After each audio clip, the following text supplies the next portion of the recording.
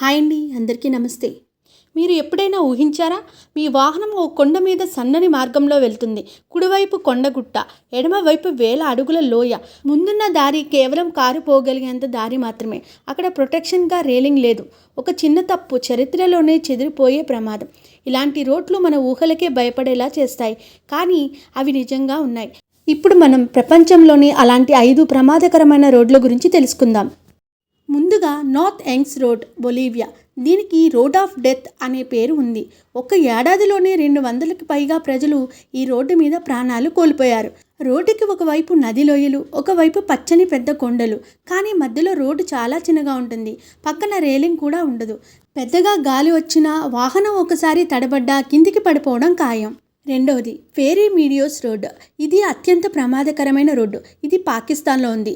ఈ రోడ్డు గుండా మనం వెళ్తున్నప్పుడు ఆకాశాన్ని తాకే పెద్ద కొండలు, ఇంకో పక్క లోతైన లోయలు.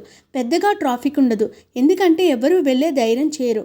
కొండపైకి వెళ్ళే ఈ రోడ్డు బాగా నాజుగ్గా ఉంటుంది. బస్సులు వెళ్ళలేవు, కేవలం జీప్ మాత్రమే.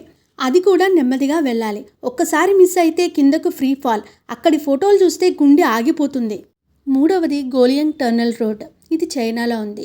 ఈ రోడ్డు ఒక అద్భుతమైన ఆవిష్కరణ. 13 మంది గ్రామస్తులు కలిసి 5 ఏళ్ల పాటు మానవ శ్రమతో కొండ గర్భంలోనే ఈ రోడ్డును తవ్వారు. ఇది ఎంత అందమైనదో అంతే ప్రమాదకరం కూడా.